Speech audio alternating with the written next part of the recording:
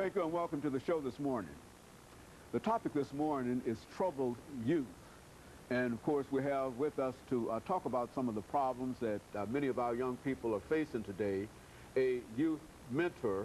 And the youth mentor is Reverend John L. Murphy. And of course, Reverend Murphy, let me welcome you to the show this morning. Thank you, Doctor.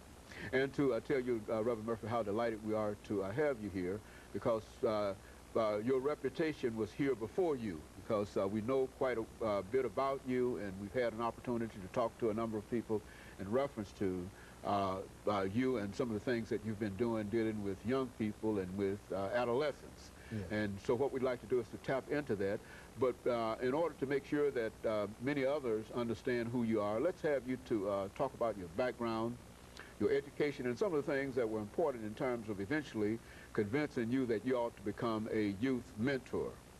Well, Doctor, I started a long time ago, just growing up here in Nashville. I went to a local high school here and played athletics, and I kind of rallied around my teachers and getting into athletics and that sort of thing, and I moved on in the school in the Tennessee State for a while, and then found myself working in a educational realm as a instructional aide for the metropolitan schools, and working with young people at a time where integration was on the move and so forth.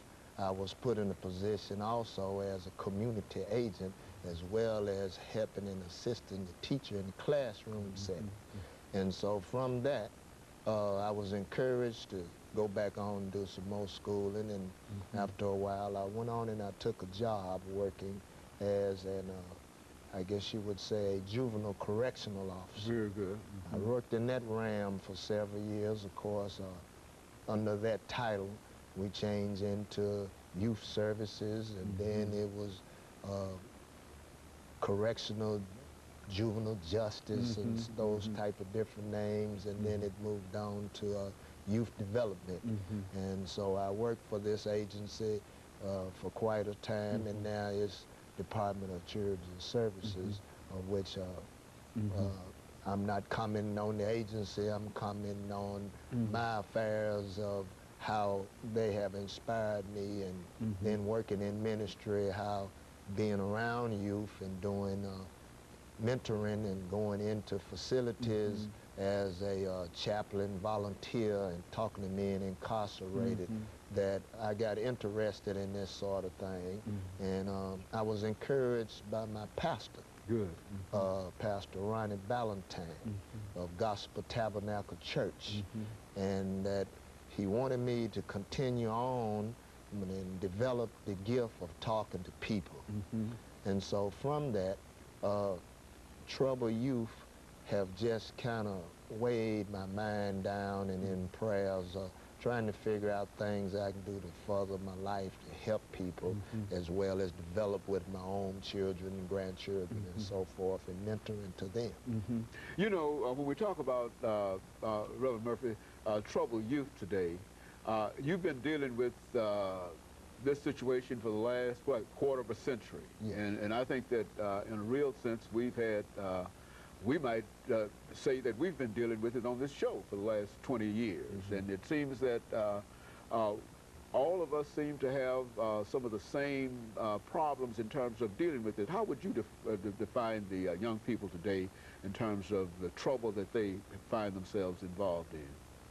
Well, I think that you'll hear this statement quite often, that our young people like emulating a fantasistic world that they see on television, that there's not enough reading where you can get your own understanding. And mind you, there are a lot of kids that they're into reading. The Harry Potter type thing is going on big. And then our community have neglected them somewhat, being that outreach programs need to be more focused on them. There need to be a lot of focus on aftercare. Of course, our single parent home is on the rise, and even on both parents being there, people working extra jobs and so forth. latchkey type kids, have put them in a precarious way to take care of themselves or find other avenues that are not wholesome for them to get into. Just today, my daughter was asking me about some things for my daughter, my grandson. Reverend, let's interfere here for our first commercial break, and then we'll pick up after we return. And this is exactly what we want to hear. I will be back with our audience following this very, very short commercial break.